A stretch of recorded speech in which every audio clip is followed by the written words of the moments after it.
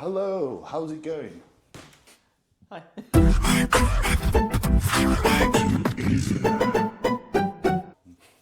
The first. The first. Yeah, is this thing on? Yeah, it is. I hope. It's a more advanced setup than mine. Is it? Yeah. You are actually a more experienced podcaster, though. The voice of bodybuilding. Where did that come from? Well, I think for me, being a female in the space and one of my first missions was to be someone that spoke up about female bodybuilding. So it was like, how can I do that? But then it evolved into males also listening and then my guests being, it's like 50-50 split. And I'm absolutely not, I just want to speak to females. So I was like, how do I open it up to being a bit more? I had this thought of like, if you're listening to a podcast, the artwork when it's on Spotify or whatever, and it being like this purple female, and I thought, imagine male bodybuilders listening to that and they've got that on their phone. And I was just thinking, because I think a lot of like that type of stuff, just little thing, and I was like, I don't think that's going to sit with many males, but the content is so worthwhile for males and females. Mm-hmm. So I was like, and then my part of the mission is to give others a voice. So I was like, let's go the voice of bodybuilding. And I had some mad imposter syndrome for so long because I was like, I can't be the voice of bodybuilding. Like, this would just be... Why the fuck not? And that's exactly what happened. It got close to... So it was this time just over a year ago, and just before the new year, I'm like, what new series should I launch? What new guests can I get on? Can I go more global? Da-da-da. And I was like, this is the time-dependent thing. It needs to be the first episode of January 24. And I was just like, I can't be the voice of bodybuilding. Like, what if people are like, you don't fucking know about bodybuilding, or like you don't have an IFBB pro card, or you're not a heavily muscled female, these types of things. And I was just like, do you know what, if someone comes at me, they come at me like, what? Why does it matter? I think that is the main thing that stops people, isn't it? It's that imposter syndrome. It's like, well, I don't have these attributes, so I'm not going to begin the venture in the first place. But how do you obtain certain accolades and attributes without actually venturing into the process in the first place and going? And I think potentially that initial self-belief. How did you get over the imposter syndrome? One podcast guest said to me, he was like, it's really good having imposter syndrome. He's like, it's a good thing, it's a positive thing, because it means you're heading in a direction that most probably won't, or it's showing that you're going into self-growth and discomfort because you're thinking, am I good enough? But for me, the way my brain works, much like starting the podcast, I had to have this thought, ruminate. It seems it's to do with the podcast because I care so much about it. It's like my child. It's almost like, and I always say it's like a beat in my heart because I just think about it all the time. And even starting it was like 6 months of artwork, getting an intro and outro, what guests could I get on, what topics can I talk about, what's actually going to make it successful. And then it's like building up to change it to the voice of bodybuilding, putting the artwork as my background in my phone, looking at it constantly, having it on my laptop, and asking a couple of people, because I don't like too many opinions, just like a male, a female, someone that's a bodybuilder, someone that's not. And then it was just like, what is, nothing bad's going to come from this apart from me thinking I'm not good enough. Like, there's nothing anyone can say to me unless I take it on as something negative that can affect this, because I already have the backing of 2 years of guests from all over the world. I've had guests on that I'm sitting interviewing thinking, holy shit. Like, these are people that, in our minds on social media, even people like Dr. Scott, like, he's like an OG of bodybuilding, he's like the godfather of bodybuilding. And I'm having these people on, and they're saying to me, I've never done a podcast like yours. Your podcast you're emotionally intelligent, so you actually ask questions and you listen, you see when the conversation finishes and you move on to another topic and you don't even look like you're thinking about it. And I'm like, okay, so if all of these people in the industry they're saying this to me, and then they're becoming my friends, and it doesn't matter if I haven't got 1,000 clients. It doesn't matter if I haven't got an IFBB Pro card. What I'm doing is giving people a voice. So just give people a fucking voice. And all it's done in 2024, it's just literally just climbed, and more people are asking me, can I come on your podcast? And for me, I prefer to look at the guests, not vet them in regards to, are you good enough, but I need it to be to suit the mission. And again, it's not from an arrogant standpoint, but I have certain guests on because that suits my mission and what I want to offer my listeners, and that will keep expanding.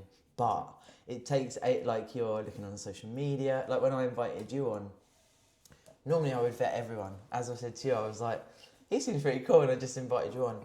But normally I'm seeing if, you know, people can talk in a set, you know, if they're going to talk on a podcast, what sort of content. And I feel like it's an important thing for me, and this is another sort of part of the mission. I don't want to be like all the other bodybuilding podcasts that have the same guests. They have all their mates on repeat. And it's just, okay, so we've got this guest, he's been on every other podcast. Next week we've got the guest, he's been on every other. And then it rinse and repeats. I also see a lot of podcasts, which I've said to you, they do it, you know, for every week for a couple of months, then they dip off, then they have a gap in their personal life, so they bring it back on, or they relaunch it. And for me, you cannot take away from me, I've done an episode every single week for 3 years. That is very true. That is very true. So essentially, it's initially affirming it very strongly. And as you say, just pointing it as your wallpaper, just reminding yourself and seeing it every day as a possibility, and just affirming it as a possibility in the first place. And then it's then just going for it, leaping into it, and realising that what is the worst that can happen?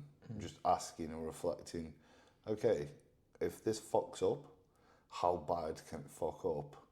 And is that worth not doing it? Like, how bad's the risk?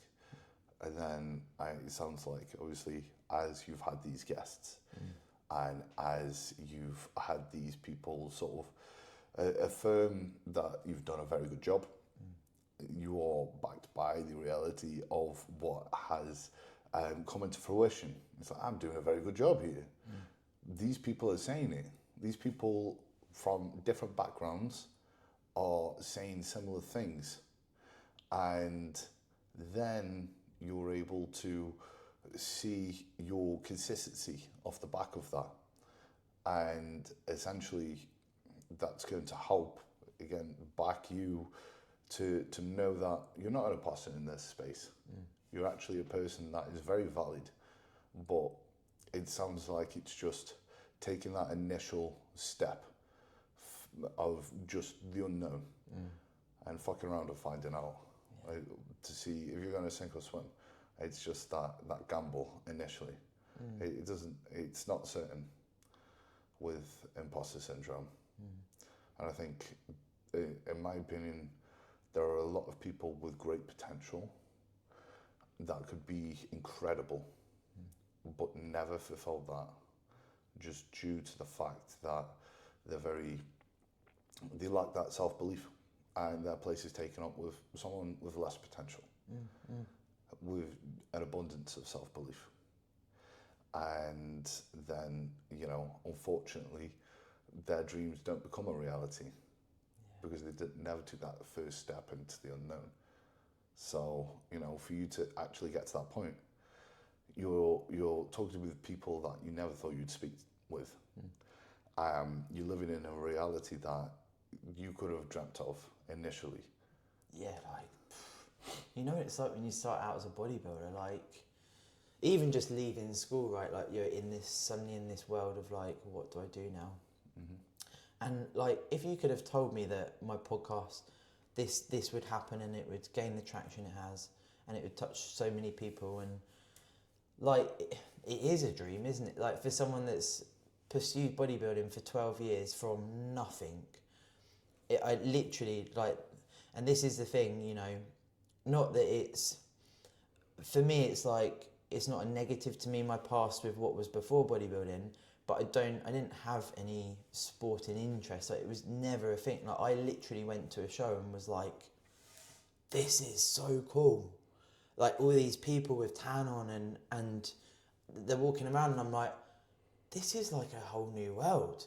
So to then, you know, throw it forward 12 years and to be in this position where I go to shows and people come up to me and they're like, and people say, you've saved my life. And I'm like, what? You know, it's like, it's so out of body. And then I sit with them and we have a drink, or, you know, anyone that's met me is like, I can't believe you're the same person in real life. But also they're like, wow, you sat with me. And it's like, this isn't just giving you a voice and chatting shit in your ear. This is an intimate exchange. This is so, so important to me. And that's what drives that accountability also. So it sounds like when you've had these sort of crazy checks in reality where you've been able to speak to certain individuals, that you've then become that individual for other people. And that's, how does that feel?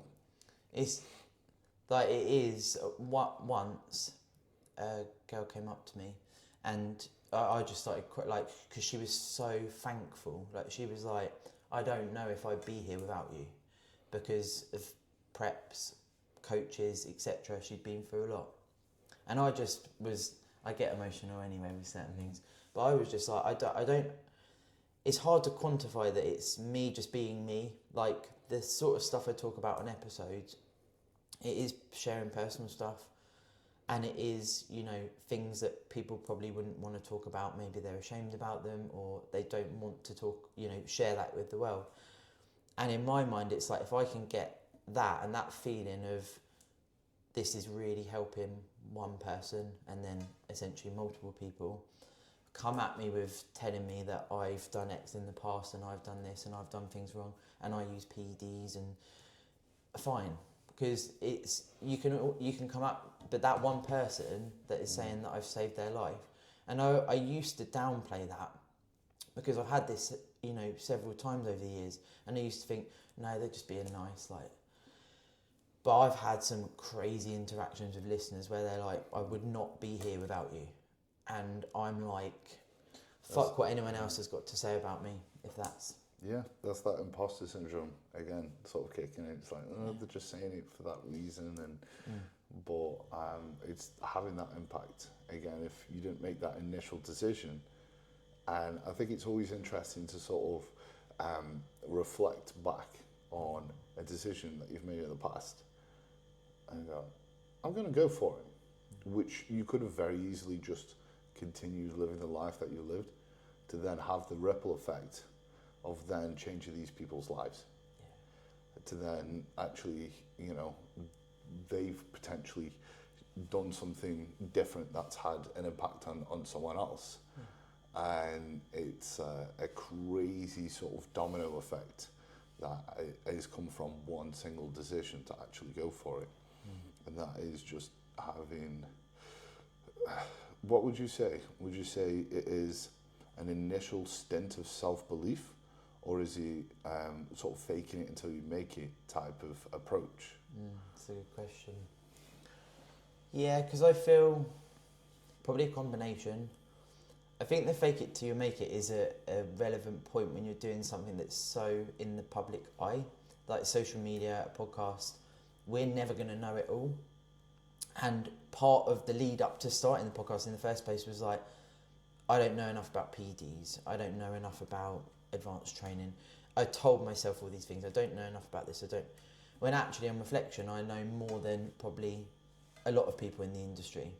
And it's that then going, okay, so I do know enough, but if I don't, it's like, and you learn that through the podcast, it's like, at first I'd be like, what if someone asked me this? What if, you know, a topic comes up and I don't know? And I'm like, actually, I don't know as much about that topic as probably you do. I'm happy to talk about it from my own personal anecdote or, you know, working with clients, but I don't know, you know, as much as you're asking or whatever.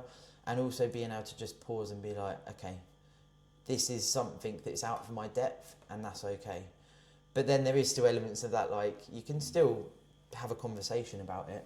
Yeah. I think the joy with people like ourselves that have been in the sport for so long is that we've got so much personal anecdote. And it's like over a decade of doing this thing every single day, you can, generally speaking, find something to resonate with whatever comes up on, you know, a podcast or people ask me. But this even transfers to social media. Like when you do a question box, essentially you're saying, ask me any question. Now for me, if I didn't know the answer, I wouldn't just ignore it. I'd still try and answer it. Or I'd say, send them a message. I don't know the answer to this. This person might. But you're exposing yourself, aren't you?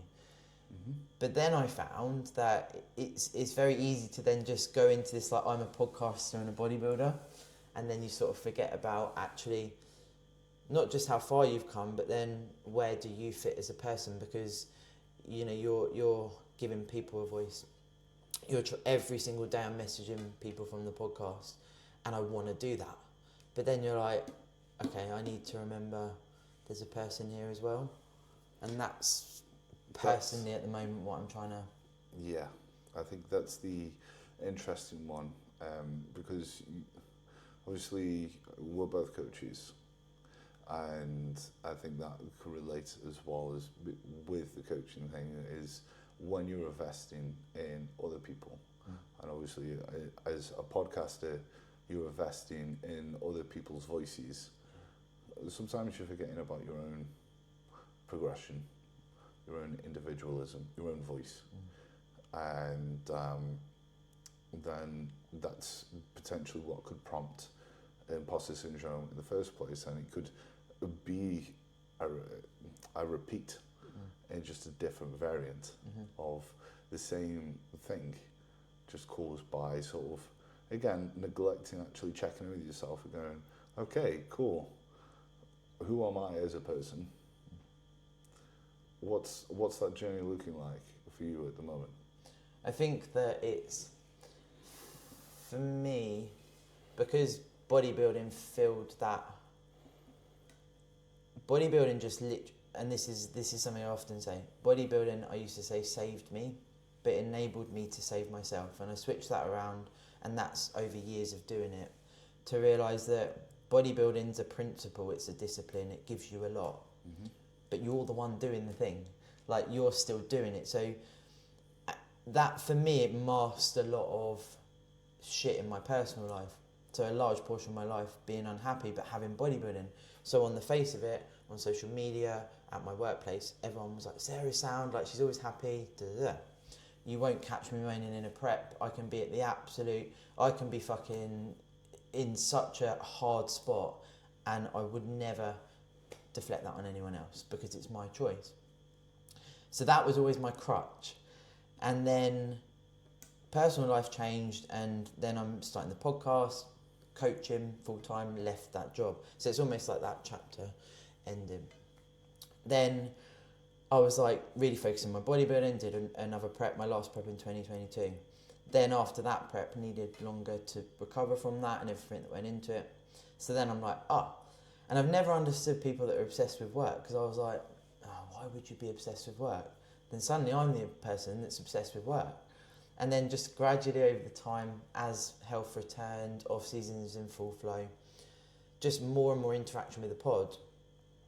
And now I'm at this point where I'm like, the last few months I'd certainly forgotten what my personal life was. Like, it would just be wake up, do my walk, do my routine, do the gym, do podcast stuff, do social media, record podcasts, do check-ins, day to day. And then it's like, okay, something needs to change, but this is now my new comfortable that 3 years ago would have been uncomfortable, working this much, podcasting this much, speaking to guests that are what would have been out of my league to even fucking message, let alone do a podcast with. And now I found myself in this reflection of like, what do I do, because I almost don't know what to do. And that's being honest, and I think, again, that's what people will miss out on, is being honest about it. Because on the face of it, you know, people would listen to this and be like, oh, she's always happy.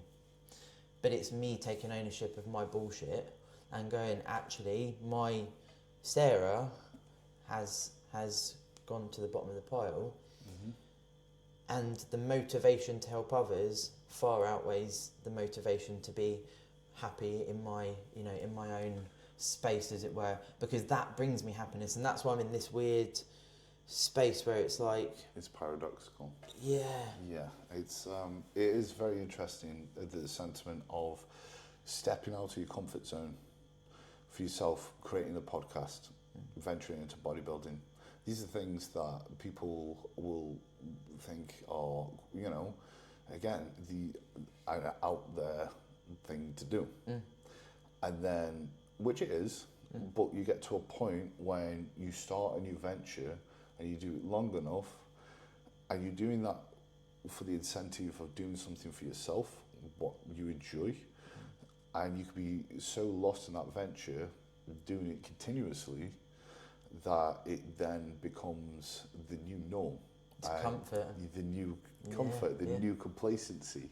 And that's definitely something I can resonate with. I've had that with bodybuilding at one point, you know, that was the scary thing to do because I've not done it before. I've never done bodybuilding. I've stepped foot into bodybuilding, and then years after doing it monotonously, I'm like, you can almost use that as the excuse to not venture further into things. For sure. And go, hey, I'm already doing this. I'm good at it.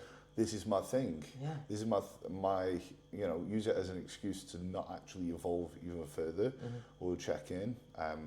Because you can evolve within a certain space. Like you can evolve within bodybuilding, for example, and do bodybuilding in a different way. And you can have different philosophies within that. But you could go, okay, this certain venture that I'm doing, because it was scary at one point, I can stick with it, and that's me doing something for myself. And especially when it is a venture where you're serving other people, such as coaching, such as, you know, putting out content for other people, whereas the initial incentive was to do something for yourself that you were passionate about, you could then drop back down to the bottom of the pile, and the pendulum swings the other way, and you go full circle, and you can find yourself at the back to the point of, okay, I've now got some sense of imposter syndrome again. I've lost who I am again. I'm now back into that complacency and that irritability of comfort, and I'm now suffering with complacency. And there, in my opinion, there's two options of, we can either go and, again, use that as an excuse to go, well, I've already done the scary thing, so, you know, I don't need to do another scary thing. Or let's do a scary thing by repeating the thing that we already know is comfortable. But that's not a scary thing because it's certain. We've already done it. We've already explored that to death. Or we do something new. And obviously, as you say, you're going through that journey now. Again, that's something I could resonate with because I'm doing this. I'm doing. I've moved to this new area and things like that. I'm trying to sort of, you know, do something that is different from what I've known, but again, in the same space of bodybuilding, in the same space of the industry, but in a way that I've never done it before, that still prompts the uncertainty, and in attempts to balance something that I am passionate about, something that I've done for a long time, but still do things that are scary within that. And with yourself, obviously, you know, you've been competing for roughly a decade now. Yeah, well, yeah, like 12 years, but I haven't competed for a couple of years. So. And that in itself, that was another uncertain thing, was going into that off season after prepping for a good while. How did that help? Personally, for me, and this was actually, it led into moving to Thailand and thinking that I was going to stay there. And this is going to be interesting to you in regards to environment as well. So having done it for 10 years at that point or so, I definitely built up perhaps a food disorder, at least disordered thinking, eating, Like, if I could just snapshot my brain and give it to you to listen for a minute, it was fucking wild. The negative self-talk, body image. I'd be eating a meal thinking, what's my next meal? I'd be measuring my food for that next meal. I'd put my stuff in the fridge. I'd check it. I'd take it out, wipe the condensation off, put it back in, make sure it was uniform, measure things 6-8 times every single day for 10 years.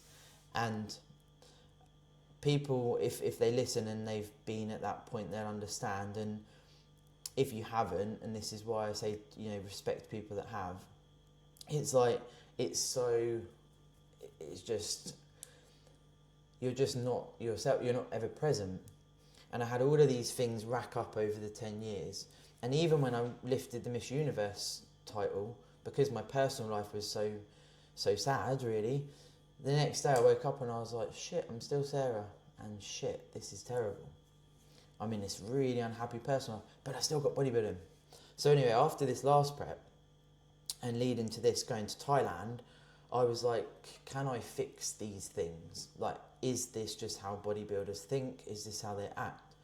And taking myself away from the UK after this prep, recovering a little bit first and going to Thailand, it was like some next level epiphany to, like, there was no UK food, there was no UK people, it was just a brand new environment. And it was like, just suddenly, I could drop I was like, why am I carrying these things? Like, why am I weighing things 8 times? Why am I checking Tupperwares in the fridge? Why am I doing all these things? So that in itself contributing to a longer off season, which I've never done. Within that 2 years has been this part as well. Coming back to the UK, I was like, are these things going to come back? Like, am I going to go back to being, you know, this neurotic bodybuilder and whatever? And they haven't. And so in itself, the taking over 2 years has helped with that. The reason I wanted to take 2 years is because I've done like 10 months is the longest in 10 years. And I know I need to gain quality muscle tissue. I can still do well in the sport, but I want to do it I want to see what I can do in a longer off season. And also from, you know, different, like my GI, just so many sensitivities from doing 7 preps in 10 years.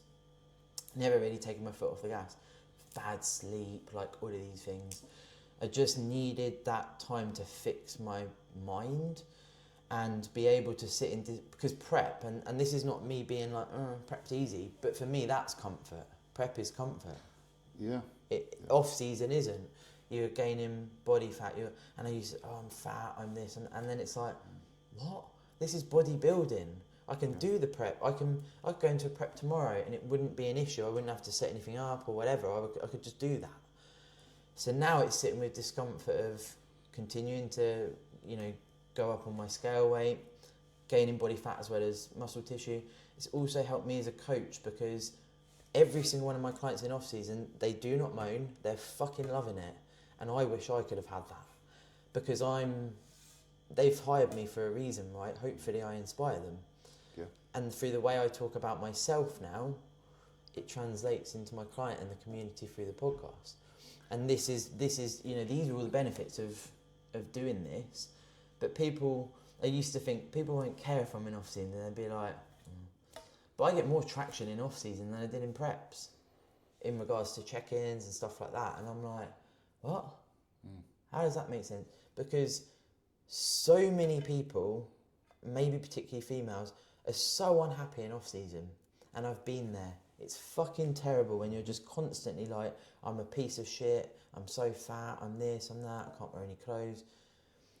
And I want to be part of this movement to show what's possible. Because I feel, I don't check myself, I don't think, oh my God, I haven't said to myself, oh, you're fat. For this whole time, like, I'm just like, this is sick. Yeah. I feel good, like, oh my God, imagine you could feel good as a bodybuilder. Yeah. I never felt good. It's again very interesting because that's all you knew was the prep environment. And was there a part of you that thought if you were to just go into the off season, that was you taking your foot off the pedal and not actually bodybuilding properly. That was you having too much of a break, you know. Yeah, and probably now you ask me like that, I never really thought of it like this before, but perhaps because in off season you do start to regain your health, you feel better. There's more room for social occasions. Probably because those off seasons were in this unhappy marriage I was in. That means I'd have to go for meals with him. That means I'd have to socialise with him. That also means that I haven't got anything that feels like it's suffering. Because the thing is, I wouldn't ever say you have to suffer in a prep, yes. But you do suffer in a prep. Like, it's hard. Particularly at the tail end. But, you know, some of my preps, I think, fuck, like, I don't even know how I've done that. Again, that's intrinsic to me. Like, no one listening or no one I talk to, you can get a good idea, but it's you that does that, right? Like, it's you that pushes. So if I'm suffering, and I'm suffering at home, it's like, come at me, just, I want, and you're that walking almost trauma type victim that's like, I want this pain, I want this suffering. There's a couple of interesting things within that, as you just said. So, being addicted to the suffering of the process and being comfortable with suffering, and then having that as your norm, and then to actually come out of that and give yourself a respite. It's like, okay, cool. I'm able to actually eat more, and not only is this like okay, but this is productive, and it's having that epiphany that's more than okay, and being, and you know, being in that place that you can actually go to the other end of what you've been used to, and that's a productive thing to do. Yeah. And this is the forever state of balancing yourself in bodybuilding, because of course there are individuals out there who are so addicted to at the other end of the spectrum, as you've mentioned, that, you know, there are people who are so scared of the off-season environment that, you know, they don't want to put on body fat, they don't want to lose the abs. But there are so many people that could be scared of entering a prep because they don't want to lose muscle. And in between that, there are individuals who will yo-yo, or there are people who will just permanently stay into those states where it's not conducive to the actual process in itself.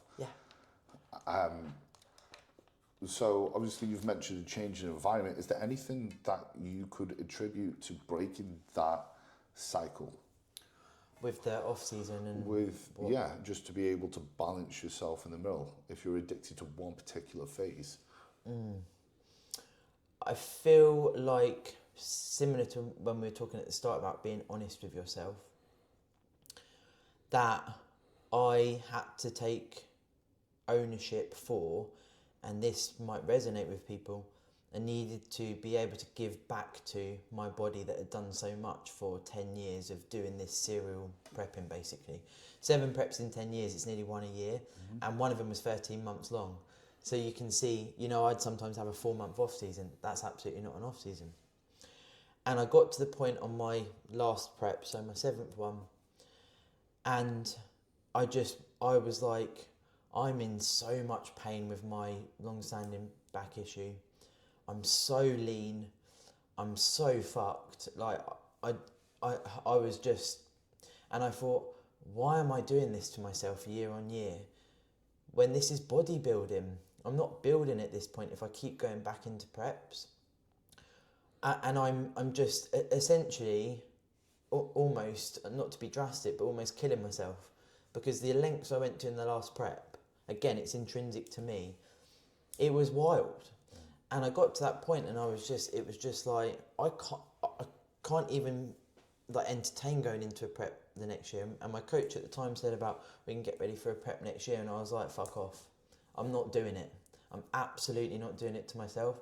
But what I did with that accountability was, I actually decided, you know, let's think back to, so when I'm like 5 months out and I'm healthier, remember that feeling of feeling so fucked that you can't even hardly walk. Like, it was wild. And remember that. Don't let it go. Like, don't let that memory go of what you've done to your body, and you need to look after yourself. You need to give back. Because also people do say there can be almost this like 10 years or 15 years of competing, and then you're, and I'm thinking, I want to break that mold. Like, I don't want to give up here. Also, I just feel like for me, the food stuff, that it just affected my whole life. And again, I needed to be honest with myself. But it's holding myself accountable. Like, no one else has got any impact on this. Like, you know, when I say to my coach, fuck off, I'm like, in that respect, it was like, I ain't fucking doing it. You know what I mean? And you still got a bit of banter there, like, because I'm not a rude person. But actually, if it got to a point, I'd have to be like, no, I mean it, that I'm not doing it. And you go through these things of when you're accountable to yourself, where you're still nice to people around you, you're still trying to be like that fun person, and you're like, oh, well, you know, I might do a prep, and then you think, just say, you ain't doing a fucking prep. No. That's not, like, I'm not doing it for anyone else, this is for me. Exactly. And people still, all this year, when are you doing a prep? And I actually had knee surgery in March, a full reconstruction, which was unexpected. And I'm thinking, one of my quads is smaller than the other. Like, at least I want to get them near on the same size before I, you know, and to be able to train properly. Like, I can't do a proper leg session just yet. It's very close, but what I would call a proper leg session anyway. And there's still rehab to be done, etc., etc. But it's like this, when are you next doing a prep? When are you next doing a prep? And now I say, when I'm ready, I will look at a prep. And it's like, I let go of that external pressure as well. But these are all things, this is all on me. It is. I think it's remembering that ultimately you have the choice. And I think in a world where we're very much out there on social media, and you post your progress, and you know, where prep can give you that buzz, an external validation, and then when you're in the off season, people are asking when the next show is. You can feel obliged to actually set a show in place, and this is what I've had since finishing prep myself. I've just got the pro card, and people are like, okay, when are you going back on? When is it that you're making your debut, and you know, having that season? When are you going to try to qualify for the Olympia? And it's like, give me, and they want these specific plans and timeline. And I'm like, let me just get my head out my arse for a sec and just figure out where I'm at. And that's okay to go, I don't know, I am unsure. And it's hard, but I think it is just holding yourself accountable. Hey, I'm getting lost here in external validation. I'm getting lost and addicted to this thing that's not so good to me. And maybe it can be conducive to the process, but is it conducive to your own mind, your where you're at in life? Is it, you know, does it complement? Is this going to corrode you as an individual by just ticking off the boxes of expectations or what you should do as a bodybuilder? And I think inevitably that could lead to a burnout, and you know, people sort of berating the process and resenting it because they've had that process led by other people. Now, you touched on earlier where you were prepping consistently and you were in an unhappy environment. My question to you is, do you think people use prep as a form of escapism? For sure. I feel like for me, it just built me into a neurotic bodybuilder. And bearing in mind, like, I know I've got an addictive personality, but I've never really been good at anything before bodybuilding. Like, I was okay at school. I, you know, passed, I did college, whatever. But I've always just been okay. And then it was like bodybuilding. Okay, so this thing can be so neurotic, and I can just, I guess, channel into, like, everything into it. And I feel like it just, for me, because it's so consuming and so timely, like, you're doing it all day, aren't you? It's so easy to mask what's going on, you know, behind the scenes at home or whatever scenario people are in. And it was a crutch, like, for sure. Now, I also don't know if I could have done so many preps if I wasn't so unhappy, because that was my happiness. The suffering is happiness to me. Like, you know, people joke and say, like, your coach could literally tell you to jump up and down for 30 minutes and you'd do it. But people used to almost take the piss out of me for being like that.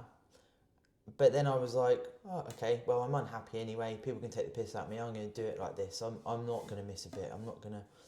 But it almost funneled me to feel like I wanted to be even more, like, away from what everyone else is doing. So even though I assumed all bodybuilders weigh everything to the gram, that eat at the same time every day, that go for a walk at certain times, that train at certain times, and I thought I needed to earn the right here. I'm just some fucking, you know, person that's come from nothing. If I'm going to step on stage, I've got to earn that. Like, this is not a joke to me. I'm stepping on stage with my family and stuff in the audience, and I'm stepping on there myself. If I cheat on my diet personally, and this is just personally to me, I've let myself down. But and every time I look back, I just think, like, I was so tunnel vision with it that it just took away that, and, like, I didn't have time to deal with being so unhappy. I didn't have time to deal with an emotionally abusive marriage. Like, I didn't have time for that because I had my bodybuilding. It's serious to me. I've got to earn the right. One day maybe I'll win a show. Then I win a show, and then suddenly you're like, I get a pro cut. Then you do it, and then there's this next thing. Then there's this next thing. Then there's this next thing. But as I mentioned earlier, after the universe, like, I've won the Miss Universe, and everyone's like, whoa, no way, and you know what it's like from a pro card. Then you wake up the next morning and you're like, okay, I'm me still. But what I'll do is I'll go and self-restrict and do cardio in the gym, and I'll carry on doing the thing. But that, you know, and I think for people like ourselves, I'm not going to be going, oh, I'm really proud of myself for this and that, because I just do the thing, and I, you know, it's not till now in a conversation with you, I'm like, I'm proud of myself for being able to do the bodybuilding, but I need to continue doing things that make me feel proud of myself, like, and not ignore, and it's almost like talking to you today, I'm like, why is it I've got to ignore one part all the time? Like, what would be fulfillment? But then, what is true fulfillment? And when you reach that, is it one of the other cogs goes, and it's this, like, trickery of life almost, and finding that way. So this is where the accountability thing, like, even writing it down in your notes, or which is what I do, and if things come into my mind, or, you know, saying things on this podcast, it doesn't matter if one person's listened, I've said words. To me, that's important. Like, the things I'm talking about now, although we can go, you know, we continue to talk about things, it's like, even everything I've said today, that's admitting weakness, that's admitting that I need to sort stuff out in my own life. That is holding me accountable, because I'm even telling you, you know. And it's scary things like that, talking to someone if you're in a bad spot, talking to a family member and saying, I really need help, or actually doing the get it out of here. I think that's what will hold a lot of people back, because it held me back. I think that's correct. I think a lot of people will sort of mask issues with the pursuit, and prep is such a, it can be a glamorous thing when you're competing in this, and again, you can get lost in the external validation and the process of this visible achievement, and, you know, when you come out of it, it's like you have this anticlimactic feeling where you're like, okay, I've done it. I didn't bring the satisfaction of my life's complete. Go again, but harder. Get better. Just get better. Let's do it. Let's rinse, repeat. Whilst actually ignoring the underlying issues that may be prevalent in one's life, that, you know, you have just been, again, escaping through prep in itself. And that's quite hard to break that cycle. And, you know, sometimes there could be just that little bit of respite. that can give you that clarity to go, oh shit, maybe it's one prep too far. That's what it felt yourself. Like, yeah. And you get to that point and you're like, okay, now I need to actually sort my shit out. Because it's like, when I think back to the end of that prep, I was just like, so fucked. Like, this was next level fucked. Mm-hmm. And I pushed it further, you know, using assistance. Like, there was lots of different things about that prep. And I've never felt like, but again, nobody would know. Like, I wouldn't tell. My coach would say to me, like, are you all right? And I'm like, yeah, all good. Mm-hmm. And then one day he asked me a few weeks out, he was like, are you actually okay? And I was like, not really, but I am. Because I was not okay. But I'm prepared to do whatever it takes. Like, I literally, and this is where sometimes I think I have this personal annoyance when people are like, do whatever it takes, and then they're not. And when you start to learn more about, you know, the bodybuilding community and stuff, people haven't pushed it that far, but that's not on them. They've done it as far as they want to. But don't tell me that I should be going back into a prep when I've done what I did in that last prep. Like, that's not for, you know, it's not for external people to tell me you should be going back into a prep, or when are you doing a prep. I know, generally speaking, it's out of interest. But this is the thing, you know, if you do push it too far, if you do get to this point, like you say, where it's like, this is probably one prep too far, it's you that's got to do something about that. Because, you know, there's so many people that will be in similar scenarios where you can't give it up. But why is that? Why is that? Is it your personal life? Is it that you're scared of people, your social media will drop off or whatever? But like I say, and this is why I talk about it, so many people message me, they're like, I can't believe you're 23 kilos up. And I'm like, it does give you a bit of insight into how lean I got for a start, because I still can't believe I'm like 4 stone up. It doesn't seem normal to me. I look and I think, yes, I'm bigger, but, you know, from my standpoint, I'm thinking, this is pretty sick. And I want to lead this almost, you know, and I feel like people are watching and listening, to fucking own that shit, right? If you want to do a long off season, if you're a female, if you do it the right way, and this is again what I want to show, is that you can hold a pretty sick body composition. You train hard, you eat right, obviously I use PEDs, you recover, etc, etc. It doesn't have to be this like doom and gloom of my scale weight's going to go up here and I'm going to be fucking humongous, I'm going to feel like shit. Change what clothes you wear if you want to. Do the things, you know, that make you feel like you're happy doing. Wear your oversized tees, like, and it's cool to be part of this. What I feel is a bit of a movement in the female side, rather than it being this like, because people are loving it, like when I talk about it. So, but also, really, does that even matter when it comes down to it? I'm the one who lives in my head every day. Absolutely.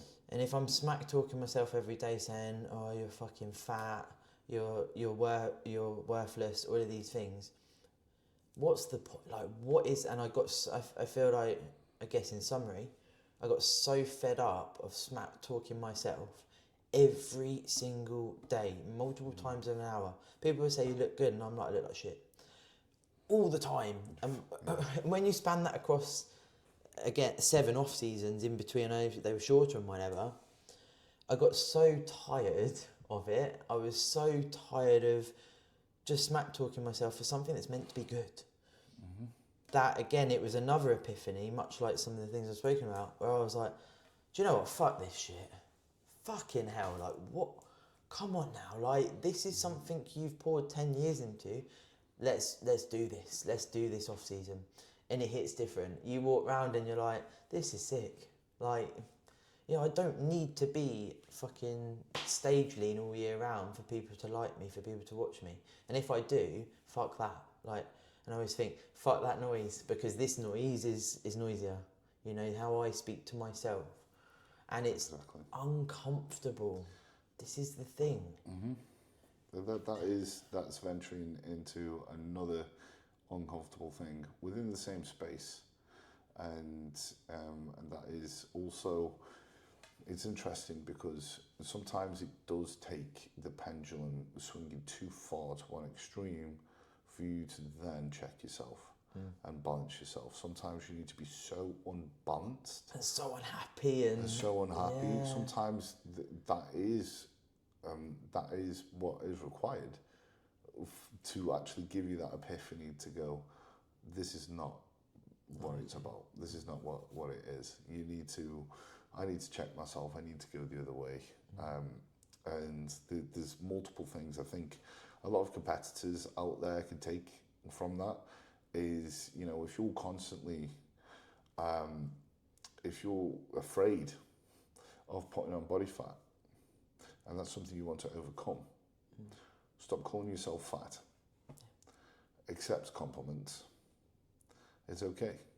And I think, you know, it's part of that hardcore mentality that we don't want any respite, even verbally, you know, from other people, and affirmations, because, you know, we're trying to do hard things and keep ourselves accountable to doing those hard things. And even a compliment, it seems like you are giving up on that, and you are just taking your foot off the pedal a little bit. It's uncomfortable, isn't it? And this is where, when I did the post the other day, people think bodybuilders are really confident. And I think, fuck me, you've got no idea. No, there's a lot of crippling insecurity within bodybuilding, and you know, that's potentially where the arrogance is prevalent in some bodybuilders, is through that insecurity, just masking it through that. It's like, I have this, I have that. Da, da, da. Meanwhile, they're probably talking shit to themselves, but the are trying to deter other people from adding on to that and affirming what they are scared other people are thinking. They're doing it to themselves, and they'll come across that way. But realistically, they're just manifesting their own reality by just saying, I am this. I am this. So that's the way that they're always going to feel. Because, as you said, you know, that voice is always going to be loudest in your head. And as you've also said, it's speaking about certain things and being able to say out there with people that you trust, or potentially to yourself, or potentially in a journal, or, you know, it's by doing that will help you sort of go through all those jumbled up emotions and actually allow you the clarity to know what path you need to go down. Because whilst there's a lot of shit that's going on in the mind, to actually say it or write it down, you know, that's you filtering through all that shit to say something that's honest. And as long as you are honest with your intent for what you want to say, you're not saying what you believe other people want to hear, but you're saying what you believe to be true, you are going to filter that correctly. And I think that by speaking to other people is going to help people sort of, again, get to that point where they can have a bit more clarity. Go, whoa, okay, I have an eating disorder. I have body dysmorphia. Because sometimes we can be lost in, that can never be me. That's not me. I'm not that person who has an eating disorder. Yeah, that's not. Especially if you're an authority in this, you know, you're posting or you're coaching people. I'm a coach. I'm immune to these things, and you can get lost in that. And that's the trickery, and that's what we sort of touched on before, is that's the curse of coaching. You feel like you've got to be. Yes, yeah. But showing you're human, I think, buys people in so much more. My most successful, and when I say transformations, I'm talking about from the mindset point of view as well as physical, is when they feel like they're heard. And whether that's through personal anecdote or through education, generally speaking, it's a mix, right? But when it's amazing when you're able to give a certain level of, this has happened, not from a victim standpoint, and this is what I think as a coach you have to sort of address, is like, if something's happened to you and that happens to a client, it's whether or not you're going to bring up what's happened to you and whether that's appropriate in a check-in or whatever.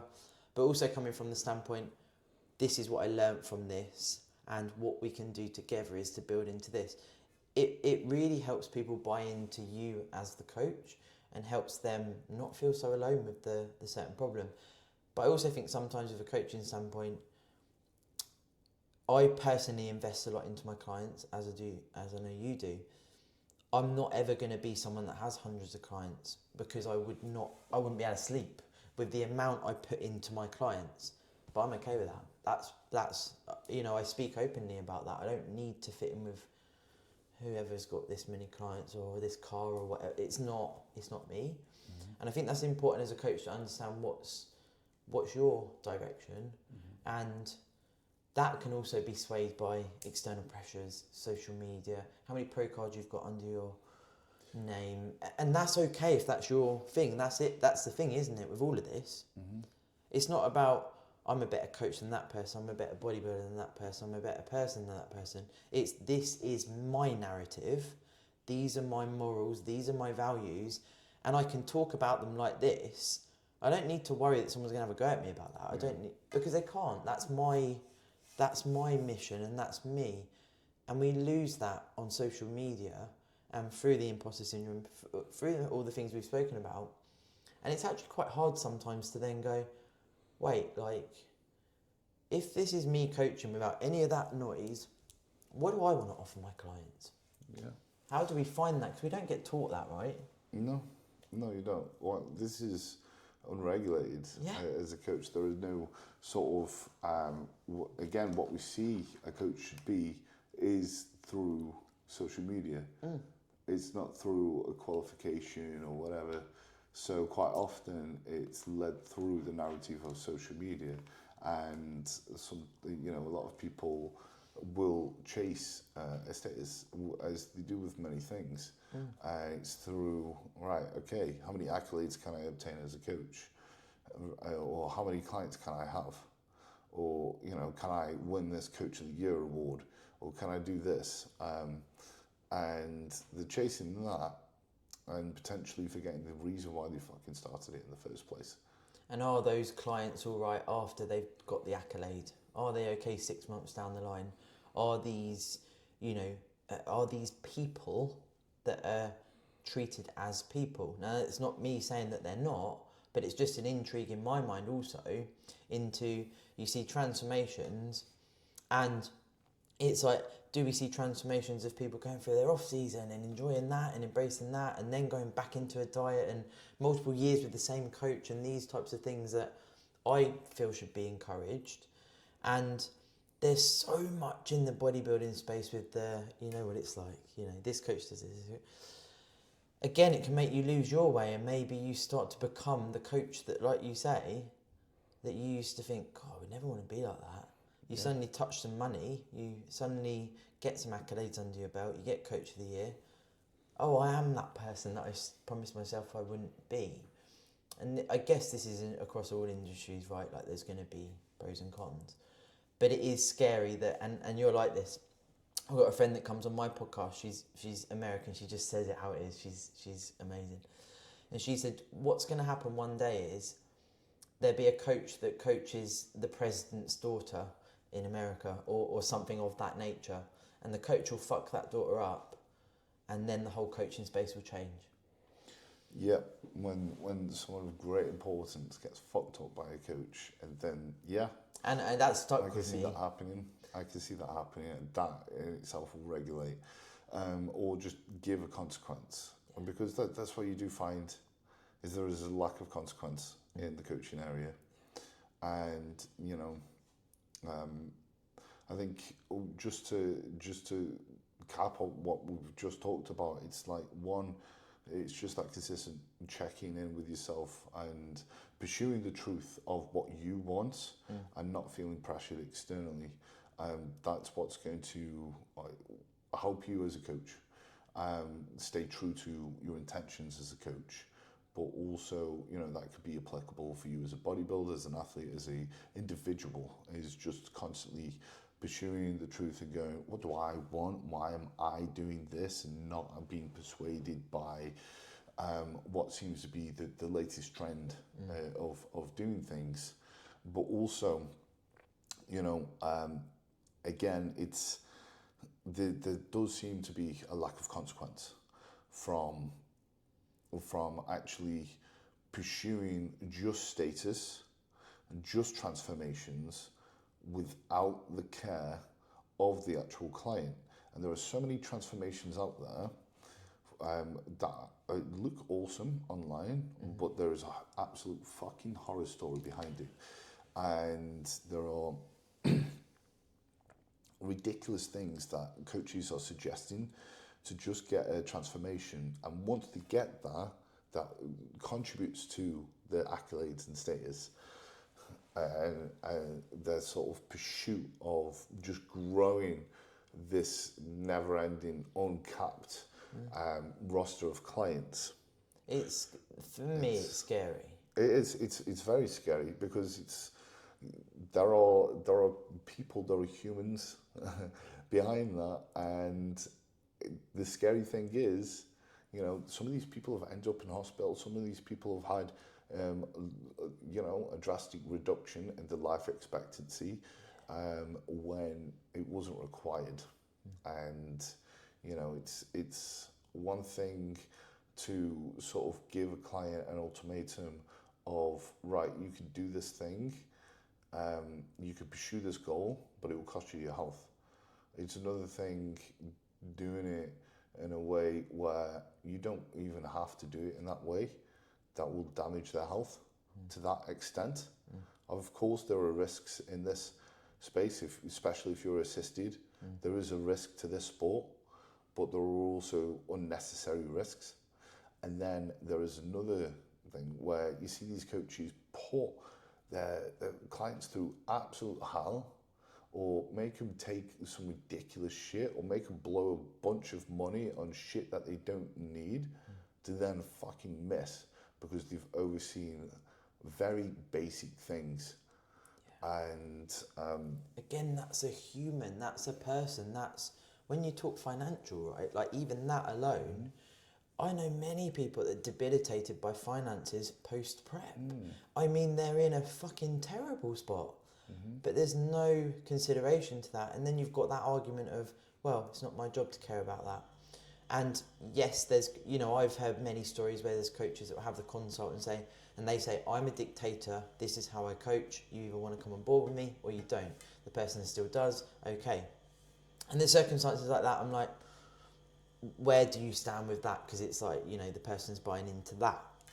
However, it's just upsetting that there's not even a baseline level of care to actually prep someone for the finances required for a prep and a potential outline. You know, I'm not saying you need to, but at the start of a prep, I always go through with a client, so I've got a cost list. This is roughly how much it's going to cost, just to let you know before we embark on this. Is there basic things like that that are very easy to do? Like it's not, once I've got that, I can send that to every client that I prep. And it's stuff like that, and I think that's upsetting for me, because I think it's just these little things that could be very easily done. If we were regulated, they probably would be, to go, this is just some duty of care here. It's not fucking hard. And that's what confuses me sometimes. yes, yeah, it is. It's hard when you've got too many clients. And I think it's sad because, as you said, potentially people do start off and they've got that duty of care.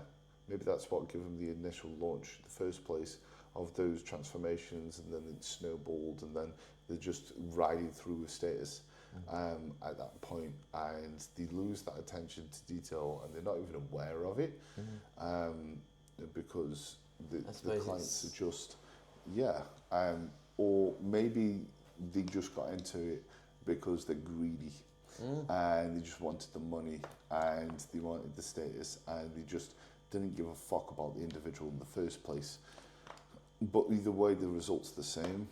There are people there that are being financially ruined and also psychologically ruined and also physically ruined unnecessarily That's for the the whole goal. bit, isn't it? That's the ridiculous thing, because there is, again, you know, as long as you're honest as a coach about the risks that are going to be prevalent, like as a coach, I like to outline, okay, this is what we can do. These are what is the risks that are attached. Mm-hmm. There's an informed decision that you can make, you know, and that could lead to this, to this. But very rarely do I, especially with assistants, do I go, this, pretty much never do I say, you have to do this to get this result. Or this is required for you to obtain your goal. Or you're weak if you don't do the more dangerous part. That's what you see. That's what you see. You get coaches, you know, making out like the client is a bitch because they're not. Don't want to take trem. They don't want to take shitloads of trend. They don't want to fucking ruin their lives, or you know, they're being put through this process that the coach wouldn't do themselves as well. That's another extension. That's another extension. Is like the coach has never done it to that extremity, but they're making the client do it, and then they're sort of making the client feel bad for not being able to do it to that extent. And maybe they've stepped on stage, or maybe they've stepped on stage, but the extreme nature that's coming out now. Yeah. Have you done that? Have you done that? Have you taken grams of gear? Have you taken grams of trend or whatever? And if so, if you have done that, I wonder why the fuck you're not doing it anymore. Because most people aren't. There are a lot of coaches out there that will go, yeah, I've done these things. You've stopped. Why? Well, yeah, because it was probably fucking ridiculous, you know? And that's the interesting thing. But I think it is completely obnoxious when you've got someone who hasn't ever competed, making these calls and giving these clients these ultimatums because they don't have the context. But as you said, I think, you know, I see pros and cons with regulating the industry. It would be hard to do so. It's so... Yeah, how do you regulate giving PD advice? Because it's not something... Yeah, like... because, you know, it's very hard. It is very hard. I feel like, I don't know if it can ever be regulated, but I feel like doing it like we would suggest. So these are the compounds, these are potential side effects. This is how long the exposure would be, or whatever, you know, longer use model, however you're doing it. What I'd like you to do is have a look at it yourself. These are spaces you can look. Maybe sharing the personal anecdote as well. If you've got clients that have used, maybe they can, if that's your, you know, like if you've got clients that speak or whatever, maybe you connect people. You know, there's little intrinsic things you can do within your own team, I guess. But other than saying, these are potentials, have a look yourself. I mean, I did the visualization pod, and I actually mentioned to a client the other day, I was like, I suggest it's a good idea you listen to this podcast, because it's an hour of me talking about visualization. So if there's, you know, things like that, but again, it's like, it's not. So how, it's such a wild concept, and I'm always, I think as coaches, we've got to choose our wording as well. It's not like, this is what you should definitely do. No, I think the use of absolutes with an approach is, you should avoid that as much as possible. For sure. You know, you have to be vegan. Yeah. Yeah, I mean, it's like you have to use Try if you want to turn pro. No, you don't. You have to be assisted if you want to bodybuild. Exactly. You have to do these things. You have to get fat, and or you have to push up your weight. You have to get soft. You have to be this uncomfortable. It's This is what I've enjoyed about this off season as well. It's like, yes, I'm softer, obviously, but I don't feel like I look fucking miles away and out of shape compared to previous off seasons. But again, that comes with experience in the sport and being able to actually channel what you consume and what you're seeing with everything you're saying there. It's like... I think also there's a cheat code as well with having muscle. And more muscle. Yeah. And again, that's over experience and That time, is isn't over it? experience. You think, oh, don't look so bad this off season. Yeah. I mean, my first, I'm sure you're the same. I look back at photos and I'm like, what the hell? I don't even look like I lived. My first prep, I just went straight into skinny fat. And you've got this ferocious hunger and you're like... Oh, I know. And you don't know what to do. Yes. I think I think that's the issue as well, is you come off the first prep, and if you don't have a coach... Eat what you want. Yeah, exactly. Post-show care is like... Again. There's coaches that will get the transformation, and post-show, they're like, well, I've got the main thing that I wanted out the client, and the post-show, I'm not going to be, Can't bloody message me. Okay, yeah, now I've got another yeah, client prepping. Yeah, exactly. It's like, that's not going to give me a fucking trophy. That's not going to give you another pro card I can post up or anything. And especially for first-time clients, they could be in a very, very vulnerable, messed up place, mentally, physically, because they've never been through that, and physiologically, the hormones are in a messed up place. Again, you for a lot of people, the post-show is harder than the prep itself. Obviously, you go through this pattern of being able to, have more balance, but you can't have too much balance in flexibility in the other direction, because, you're just going to ruin your off-season. And when you are a first-time competitor, how do you decipher where that balance is, especially when you haven't got the care from a coach? And it's a very sort of dangerous place to be in, because this can have a domino effect, lead into eating disorders, and lead into an unhappy or just an unhealthy relationship with the off-season, the gaining phase. It's like, I'm scared of it because, I get fat like that, or, I had this ravenous hunger that wouldn't go away, because the more I ate, the hungrier I got, or whatever. I just want to prep. I just want to prep and That's avoid easier. that. Yeah, because at least I've got a reason to be hungry. At least I've got, I'm hungry for a purpose, and I'm getting that, rather than I'm in the off season, I'm constantly hungry. It's because that does happen. When you finish prep, you eat more food, your hormones will go, more food. You're hungrier now, eat more of it. Yeah. And you're actually eating more and getting hungrier. And you're like, I want to eat my hand. Yes, exactly. It's like... It's wild as well, because conceptually, like when you describe what a prep is to a new client or whatever, first prep, this is what it's going to entail. Ideally, if I can, have them for a period of time before a prep, or do like a mini off season, and then do like a diet or a photo shoot, do a proper off season, do a prep. And you're already prepping people, but when you describe the prep compared to a photo shoot prep, I know you can get pretty pill for a photo shoot, but generally speaking, or a normal diet, or a little cut, or whatever it is. Yeah, like it's a diet and then a diet. Like you're going past what you've probably been in your whole life. Yeah. And it's hard to conceptualize because they've never been there. Exactly. So, yeah, it's like, I'm the leanest I've ever been. Okay. You're not stage lean. You've got to go deeper, especially if you've not, gotten lean before. Yeah. You might have been on an incredible weight loss journey. Yeah. And you're the leanest you've been, and that is a celebration in itself. Yeah.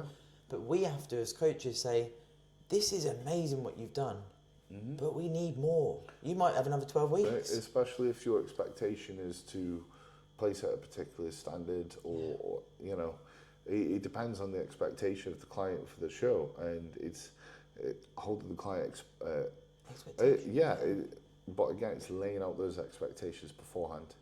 It's not even just from a financial standpoint, it's from, what you're going to be experiencing physically, and, relationships. The relationships, and just especially for first-time competitors. But I also, like to sort of map it out, like also post-show, you're going to have this.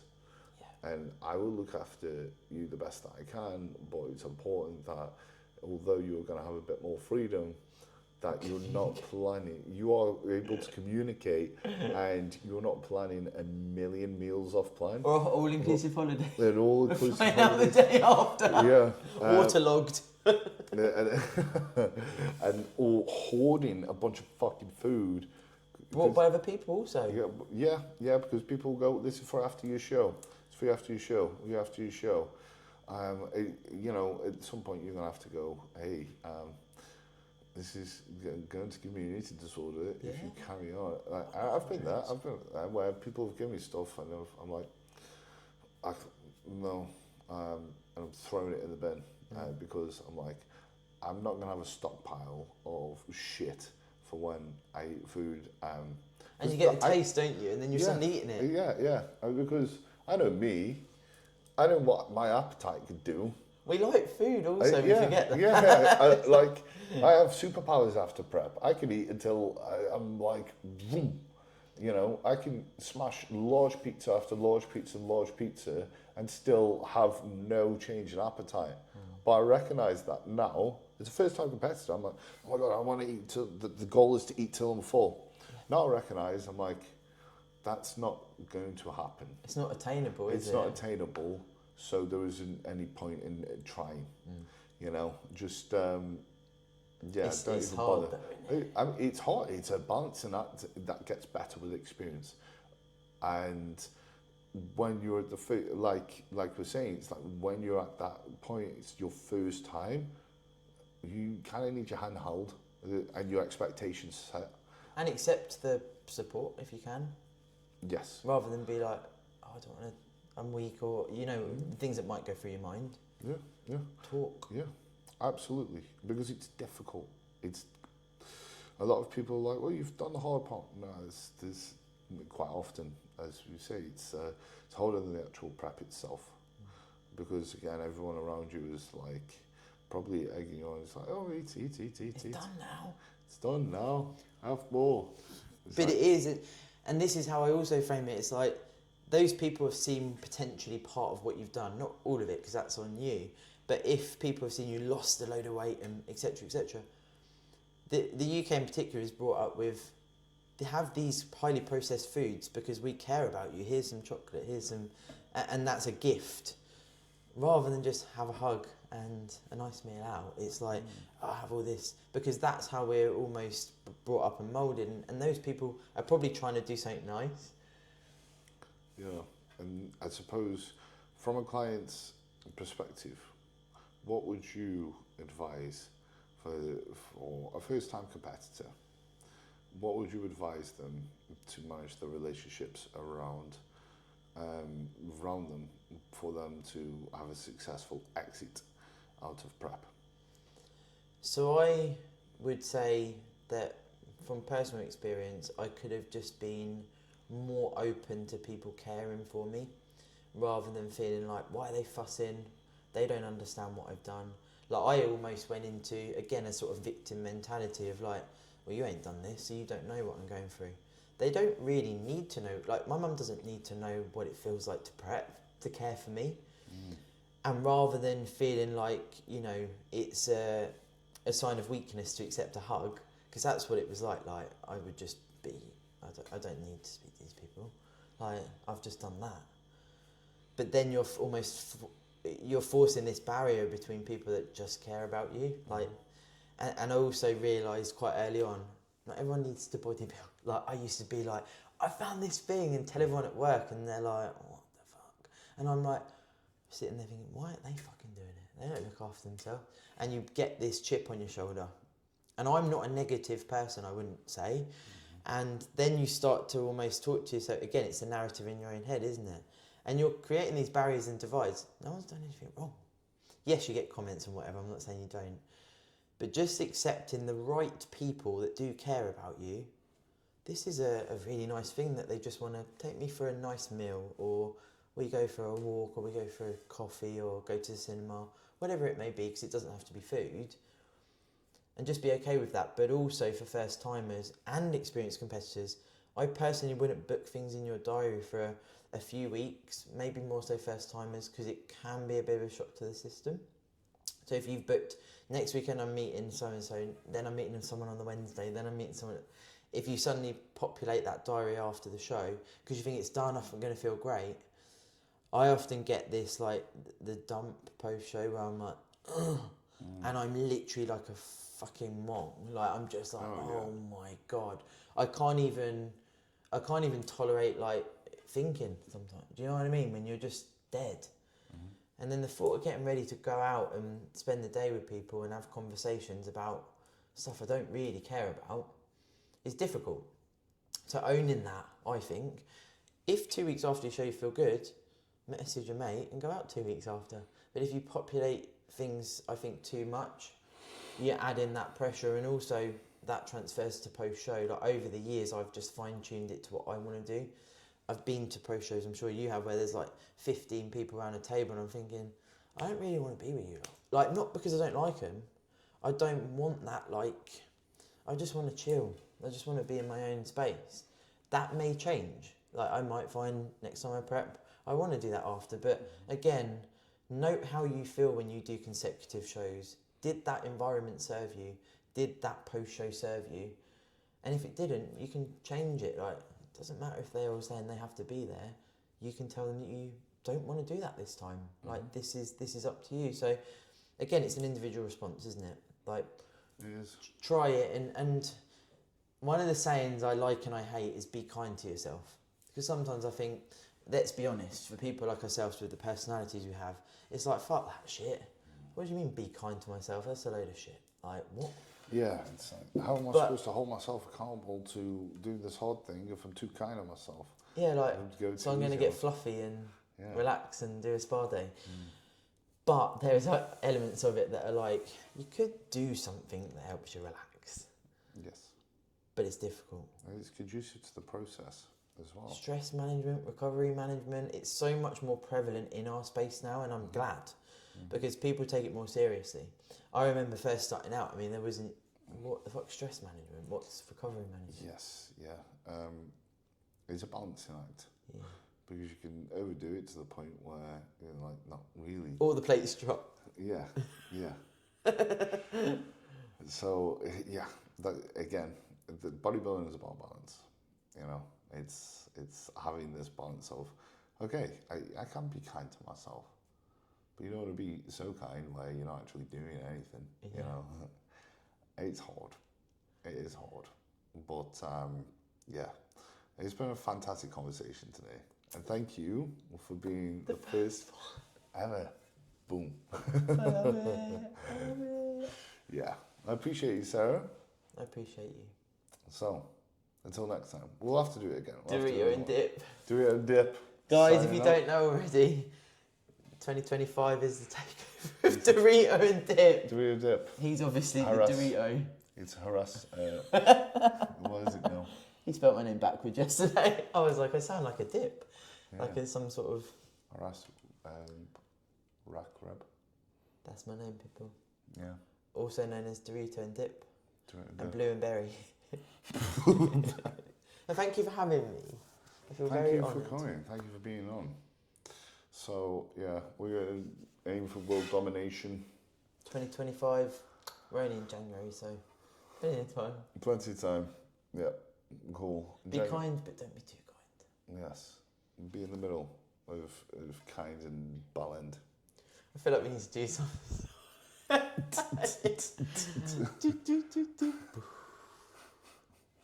Sound you know. Brr.